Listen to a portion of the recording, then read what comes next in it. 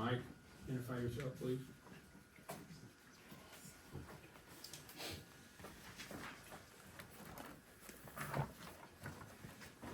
Have to push it. Yeah, the green button on. Got it? Hi, my name is Kathy Sikorsky. I live at 2010 Gross Road in Upper Pottsgrove. In the spirit of information and misinformation, I would just like to say that I don't want it to be buried that the executive director of the library in Pottstown came to us and asked why we aren't contributing our fair share.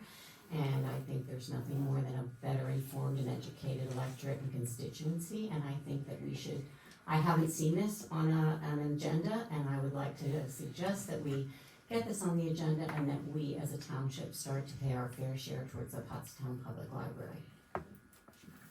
Thank you. Next.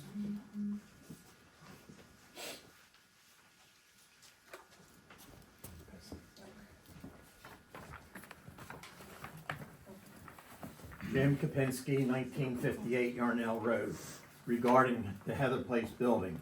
I keep hearing if we use Heather Place, we have to go up 2 stories, as if that's a problem. Just add a second floor to the existing building. No need to knock down the building at Heather Place.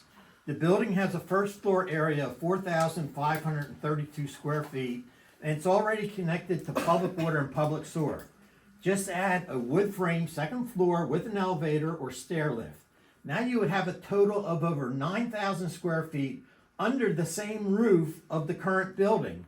No increase in impervious coverage, no increase in stormwater, and no need to relocate the playground. And most important, no need to use additional land.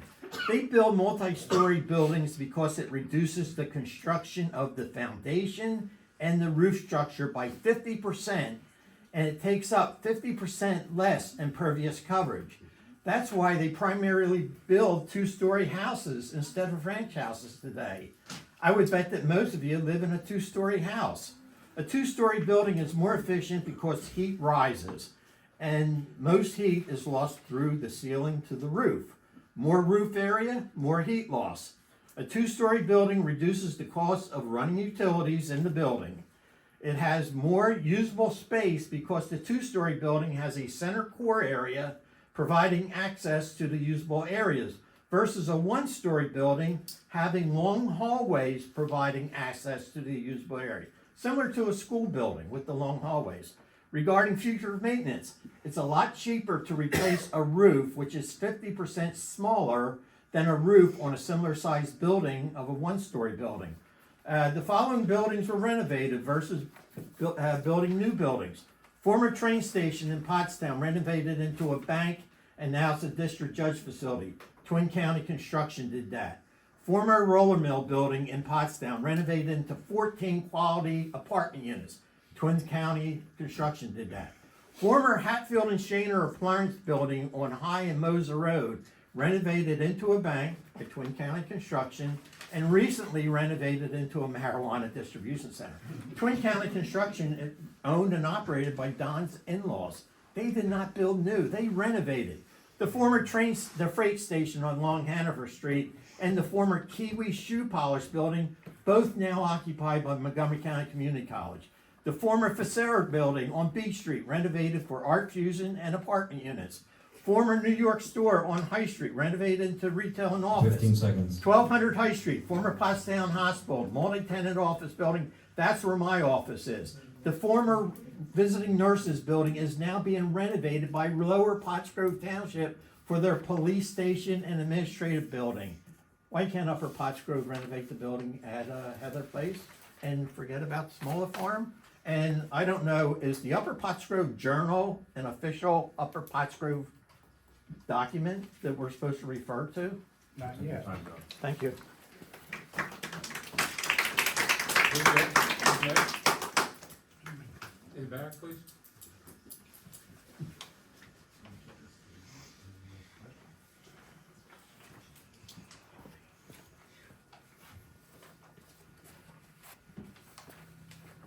Are you a resident? Angela Brown, the Executive Director of Pottstown Regional Public Library, 500 Did East. you talk to the township manager? I have sent her numerous emails and got no response. Well, for an agency, Requesting to present at a meeting? I've gotten no response from any of my emails to you. Did you request to present at a meeting? At this time, no. Okay. you go ahead and present. I'll give you 2 minutes to present, but you need to follow the same procedures anybody else does. I've been emailing your, Let me finish. Anybody else does. If you want to coordinate with Michelle, please do that, okay? I will. 2 minutes. Go ahead, please. I am here to address the current issues at the Pottstown Regional Public Library. We are currently going to be closing 8 hours of our service time as a reason of financial instability. We are also cutting our janitorial service and our bookkeeping services by 50%. We are also going to be reducing our staff as a result of our financial difficulties. The service area which I represent is Pottstown Borough, West Pottsgrove, Lower Pottsgrove, and Upper Pottsgrove. The patrons of Upper Pottsgrove have used this library up to October 31st, 5,992 times, which is 7.1% of our patrons. The patrons of this service area have saved over $1,027,794.44. We are asking Upper Pottsgrove to reinstate its funding to help us with our shortfall. Thank you. Okay, Ms. Brown? If you want to schedule a regular briefing, just talk to Michelle and get all the information, though, it'll be in a packet beforehand, okay? Yeah. Yes, ma'am.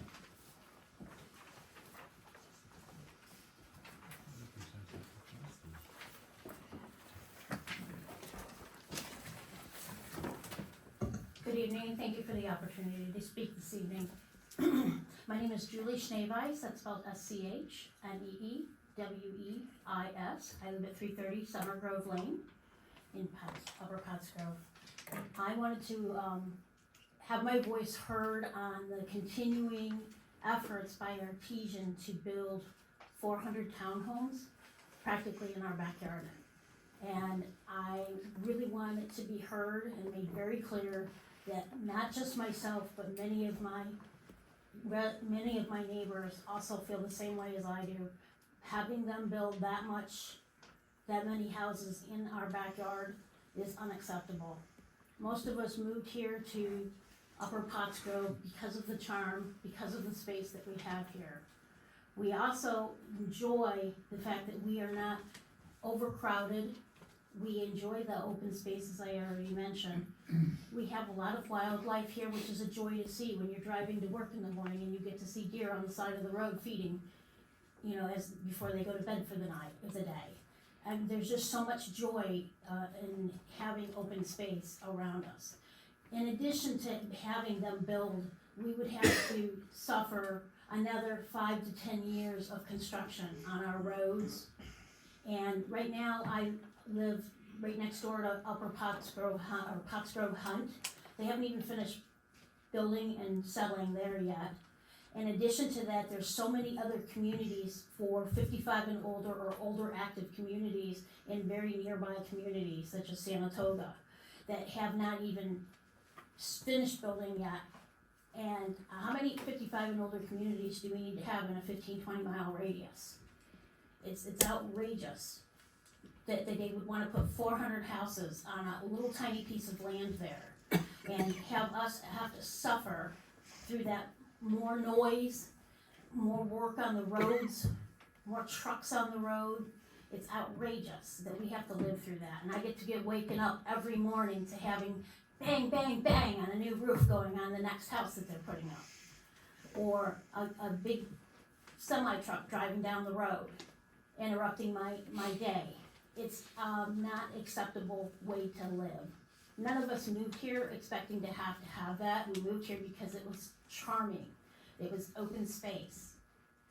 So I just would like you guys to take into consideration that. Thank you for the opportunity. Julie, real quick, I think this board agrees with you. As you know, that's what we ran on, was overdevelopment. And if you heard in the beginning with the solicitor's comments, that case is finally starting to unfreeze. It was tied up for 2 years. We're trying to put that thing to bed with everything we can. I appreciate hearing that. And again, this is one of the things I like to understand, why did we approve 400 homes there? I mean, I don't understand how that happened, but we'll find out. May I comment on that? Sure. So you mentioned, or I think it was you, or one of you mentioned earlier that we need to start documenting why these decisions are made. Not just this type of decision, but all decisions, such as the one that you mentioned earlier. The board wasn't approved, but yet you were told you were asked to go do these surveys. Who documented that? Where is it documented in Upper Pottsgrove official record? It was done in an executive session. But do they have minutes? Is there a minutes, then there needs to be, maybe a motion needs to be taken to have minutes made for executive meetings. I agree. I can answer that. We met with the township manager and also solicitor. So everybody's aware that we were doing this study, yes. Right, but I'm not talking about just your study. I was using that in addition to the one I just mentioned with this gentleman as an example. Let's put a motion out there to start documenting minutes in every township related meeting. So that there is clear transparency. Okay, thank you, that's the question. Yeah, sorry, I wanted just to clarify.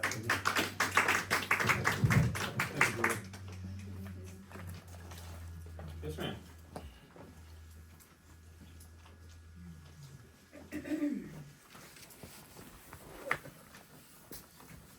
Hi, Kimberly Varga. I live on 1305 Creamer Road. I just want to talk about the artisan appeal and the townhouses that were supposedly being trying to be built. I went to every single meeting of the zoning hearing board, and there were not just me, but multiple residents who have spoken, who are a part of that appeal, who were fighting along with the zoning board. We do not want that townhouse development to happen. You're talking about Farmington Avenue needing to be repaired. What's 400 more homes gonna do to that road? You're talking about saving money for a budget when you're talking about $1 million road that needs to be repaired. So you add 400 more homes, that's just gonna keep that going. And you're gonna have to cough up the $1 million sooner rather than later if you do that. Just want you to think about the residents and what we want, and we don't want that building to happen. Just so you know, we didn't approve 144 townhomes. None of us want 144 townhomes. I don't know where that information's coming from. There were other offers to do other things with the property. I never approved 144 townhomes. Artisan is not accepting any of those there. Well, because we just didn't negotiate. Simply. Just let's let it rest there, okay? No one approved 144. You're asking We don't to want drop that. the appeal. That's what I'm referring to. I don't wanna drop the appeal. Pardon me, I didn't hear the first thing you said. You mentioned dropping the appeal, and I'm talking about the appeal for Smola Farm, not this appeal, not Artisan, Yeah. okay? Specific. Thank you. Thank you. Others? Yes, ma'am, back. Yes, ma'am. Which one? Yeah, you can go first. Okay, thank you.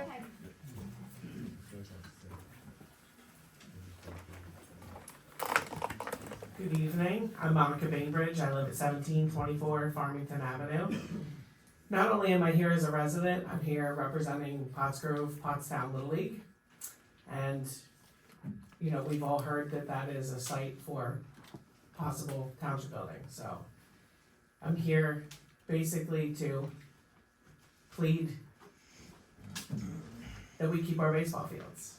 They're used probably 9-10 months out of the year. We use a lot of our own money to keep them afloat.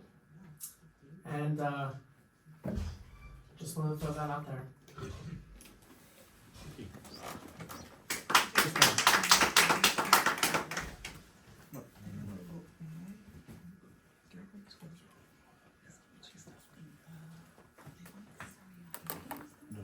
A little shorter. Hi, my name's Tina Marie Gerard. I am at 1303 Cummer Road. And I just wanted also my voice to be heard. There are many residents in our neighborhood that do not want even 140 townhomes. Those roads, it is a one-way road each way. And like she had stated, the damage it's gonna cause, if you were to even take any more of that road, the poor people for their backyard, you'll literally be in their kitchen. That is not what we moved here for. I am gonna hope and pray that we do not drop the appeal. We're gonna fight every step of the way. I just need for the board members that are for this construction, that maybe they ought to think how they would feel if it was their backyard, okay? Excuse me, I know. It is their backyard that it's going to be in. It's gonna affect their schools, their neighborhoods, and why we moved here. We're not saying that we disagree with any type of construction.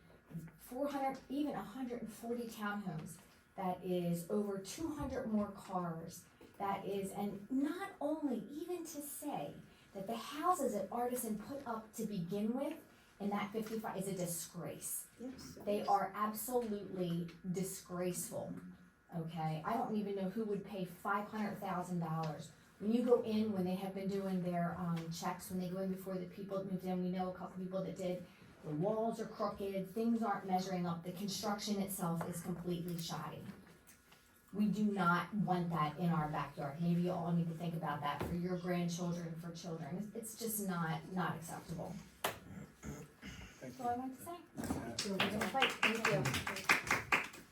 I think I can answer your question. I think the board voted 5-0 that we didn't want townhomes, period.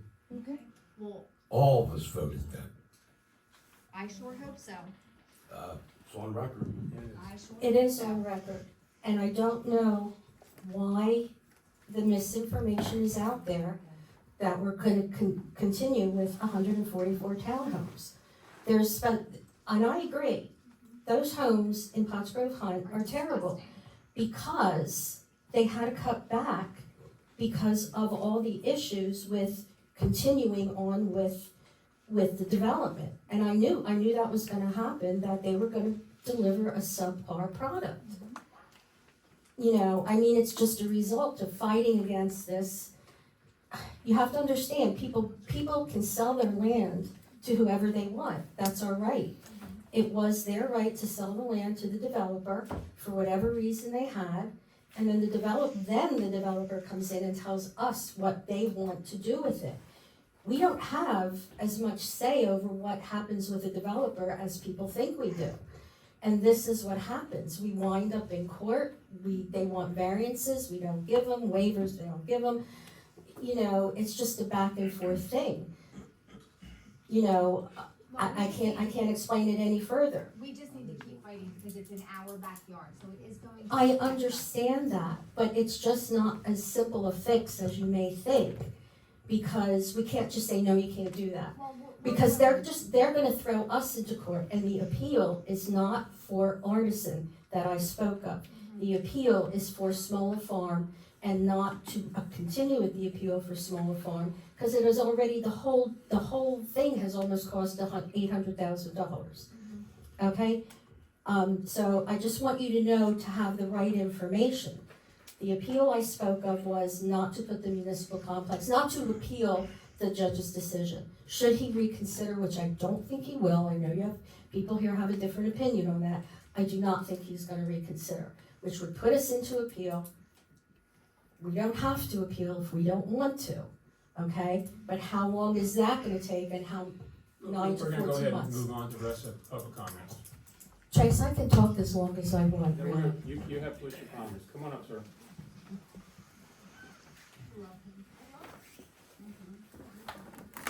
Hi, my name's Todd Secord. I'm at 2096 Proud Farm Road. Also here as a representative of the Hillside Aquatic Swim Club. I just want to follow up on the other resident talking about the Little League fields, how we don't find that acceptable to have that as a site to be considered. On top of that, with the water runoff, that problems that would cause for the Hillside Aquatic Swim Club would be devastating. So, I just wanted to make my voice heard, that, yeah, we don't really want that at all. Thank you. Thank you. Other public comment? Seeing none, closed commissioner comments. Kathy, continue. I just hope everybody's clear on what we said tonight. Everybody's talking about liking open space, but yet we're talking about taking over open space. I don't know what the decision is of the majority of the Board of Commissioners, that's all I'm gonna say. Sometimes, some of us don't hear all the decisions that are made and how they're made. Sometimes we see things on our agenda. That's all I wanna say. There needs to be more engagement amongst Who's calling out? Who said that? Who said that? Ma'am, you got a warning, please. Wait, you're recognized. Okay, so commissioner comments time. Yeah, Trace, again, for our farm, or for our people in Summer Grove, I agree, two ladies said the same thing, you gotta keep fighting it at all costs. You know, and we don't give in. You start negotiating with these, developers, it just goes down every slippery slope. Trace, Hank, and we've all said, no, just no, not, okay, 400, well, how about 200? No. How about 100? No. How about if we give you 5 acres of land for the municipal complex, free, but you gotta give us 400? No. Okay?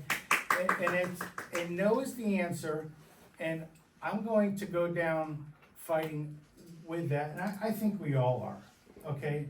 No is the answer, especially this developer, okay? I'm sorry, I don't, again, my family owned a home, just sold it, at the corner of, it's on Farmington Avenue there, it looks over that whole valley. I just watched that whole thing develop, it's just incredible, it's nothing but rooftops. And, folks, from our Summer Grove and Farmington Road, we're here. We are not giving up. And well, Trace is one. He does one thing very good. He's a good strategy guy, and we have a strategy to fight these people. And again, we had a little bit of a thawing of the court case this week. Again, I'm trying to figure out if it's good or bad, but we're gonna have an opportunity. The appellant's court kind of agreed with us. It kicked it back to us, or kicked it back to the court, so we shall see. But I promise you folks, and you can take this down, and I'll make sure it's in the minutes. We will fight, and we will not give in at all. Thank you. Dave, anything? No? No, I agree, the answer is no. It always has been no, and it hasn't changed any. Think anything? And just let's continue to talk that piece. And that vote was taken back in 2019. We lost that vote, two of us, myself and Renee. It was 3-2. You may want to take a look at who voted for that. Opened the door to all these developments coming in. As Don alluded to, we're not backing down on the suit. Now we talked about legal costs, and I'll tell you right now, we're fighting one that has to do with a police officer release. Artisan, we have 3 different cases we're not backing down off of. And we have the building that's gonna go into the appellant process. Also, we're not gonna not protect our staff, but they're gonna get assaulted and attacked for what they believe is the correct thing to do, and particularly if it's not true. We're gonna continue to do that. And that's why you see, even though if you look at 23, legal expenses were up, and that's before we had some of these suits. So with that said, I think it's very important to take a look at you're gonna have legal costs no matter what. And we're in a township, and of those I mentioned, 1, 2, 3, 4, 5 of those, we were on the defensive side. So we have to defend ourselves. So we're going forward with that. And then you heard a couple things about, what Dave and Kathy had said, they don't know anything that's going on. You guys can call me anytime, you can call Michelle anytime. If you have questions other than bringing them up here on anything you see on those agenda items. I think I have 1 call in 2 years from you, Dave, and none for Kathy. Does anybody else have anything else? We do not have an executive session, do we? No, I just wanna clarify, for the board's sake. So, I never met the new executive director of the library. She never reached out and introduced herself to me, never asked for any meetings with me. I got one email from her and one voicemail. There was no need to respond to the voicemail because the article had already been printed. Secondly, we were asked to share a survey, which we did share on our bulletin boards. So I am quite offended that she would say that she's emailed me and never got any responses or called me. I didn't see a need for a response to a survey that we posted. I didn't see a need to respond to a voicemail when the article was already printed for the information she was looking for. There was never a request to meet with me or to present to this board. When I met her was the meeting she showed up unannounced.